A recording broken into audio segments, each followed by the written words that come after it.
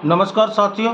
सहारा के 13 करोड़ निवेशकों के भुगतान की पीड़ा को देशव्यापी समस्या के रूप में आगे लाने वाला परिवार संयुक्त ऑल इंडिया जन आंदोलन संघर्ष न्याय मोर्चा। और जब देश में सहारा के 13 करोड़ पीड़ित निवेशकों की आवाज़ को कोई आवाज़ नहीं बन रहा था, तो संयुक्त ऑल इंडिया जन आंदोलन संघर्ष न्याय मोर्चा ने आज सहारा के 13 करोड़ पीड़ित निवेशकों की परेशानियों को केंद्र सरकार तक, इस देश के न्यायपालिका तक, इस देश की कार्यपालिका तक रखने का प्रयास किया। और सहारा इंडिया के खिलाफ हर जगह, हर मंच पर एक बड़ा आंदोलन करने के लिए आगे बढ़ा। और निरंतर संयुक्त ऑल इंडिया जन आंदोलन संघर्ष न्याय मोर्चा इस लड़ाई को आगे बढ़ा रहा है। और इसके पहले भी आपने देखा कि हम 2 बार लखनऊ में आंदोलन कर चुके हैं। हमने जंतर मंतर पर आंदोलन बढ़ाया और देश के हर राज्य और हर राज्य के ज़िले में हमने चरणबद्ध तरीके से प्रदर्शन किया और सहारा के पीड़ित निवेशकों की भुगतान की मांग को हर चहु ओर पहुंचाने का काम किया। चाहे इस देश में सत्ता में बैठे सांसद हों, चाहे इस देश में सत्ता में बैठी पार्टियां हों, चाहे इस देश में राज कर रही सरकारों के बड़े बड़े मंत्री हों, तो हमने सुप्रीम कोर्ट के मुख्य न्यायाधीश से लेकर एक निचले विधानसभा के एक विधायक तक सहारा के पीड़ित निवेशकों की परेशानी से अवगत कराया। आज 29 मई को सहारा इंडिया के खिलाफ एक राष्ट्रव्यापी आंदोलन, उस आंदोलन को भी आप लोग सफल बनाएं और पूरे देश में मोदी सरकार को ये आईना बताने का काम करें। अगर सहारा के 13 करोड़ निवेशकों का संपूर्ण भुगतान नहीं होता है तो आगामी लोकसभा चुनाव में मोदी सरकार को मतदान नहीं होगा।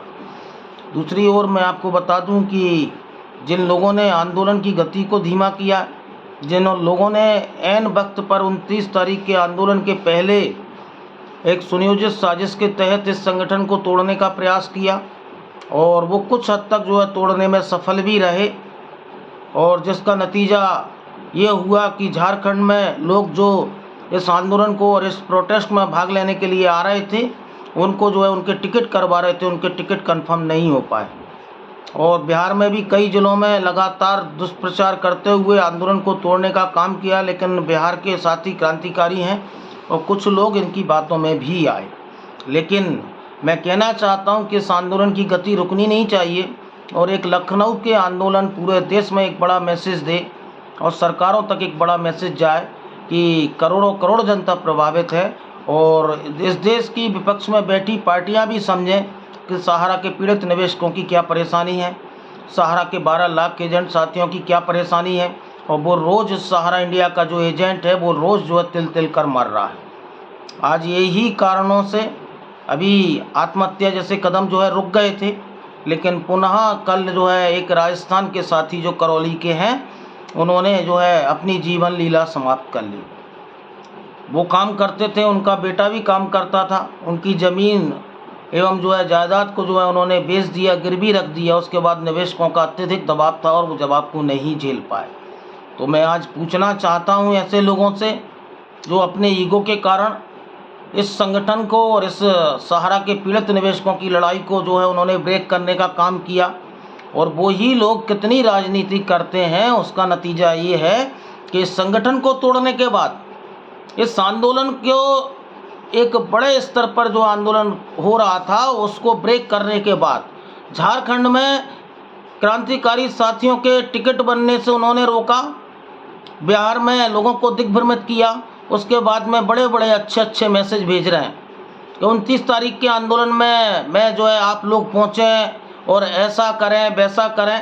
लेकिन आप ऐसे लोगों के चाल चरित्र और चेहरे को पहचानिए। अगर कोई बात थी, कोई बात विवाद था तो 29 तारीख के बाद में वो ये कर सकते थे, लेकिन उन्होंने 29 के पहले ये क्यों किया, ये जनता सवाल पूछ रही है।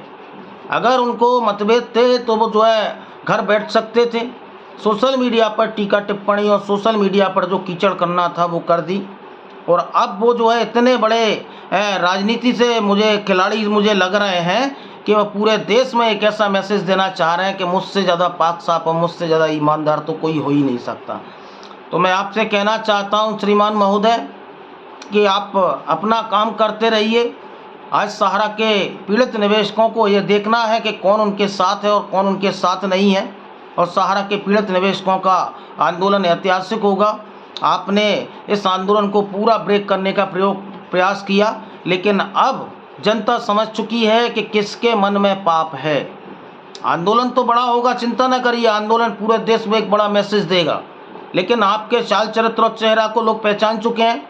और जिस तरह से आप जो है आज सोशल मीडिया पर और जो है व्हाट्सएप ग्रुपों में जो मैसेज लिख रहे हैं कि आंदोलन में जाएं, आप लोग सहयोग करें, तो ये दो मुँही बातें करते हैं। इनको पहचानें, और जो भी क्रांतिकारी साथी हैं जिनको अपना भुगतान लेना है, क्योंकि कोई किसी के लिए कुछ नहीं कर रहा, सब अपने लिए कर रहे हैं।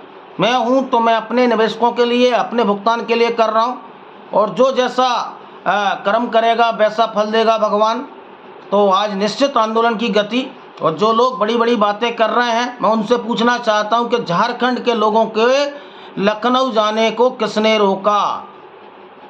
अभय देव शुक्ला ने कहा कि ये जो है मेरा प्रोग्राम नहीं है, ये जो है राष्ट्र का प्रोग्राम है, और अधिकारों की लड़ाई में आमंत्रण नहीं दिए जाते। अधिकारों की लड़ाई में आमंत्रण नहीं दिए जाते।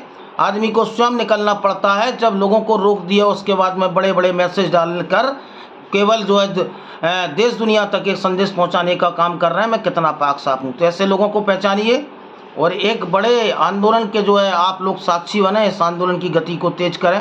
ज़्यादा से ज़्यादा लोग न्यूज़ दुनिया चैनल को लाइक एवं सब्सक्राइब करें, ग्रुपों में शेयर करें। बहुत बहुत धन्यवाद, आभार।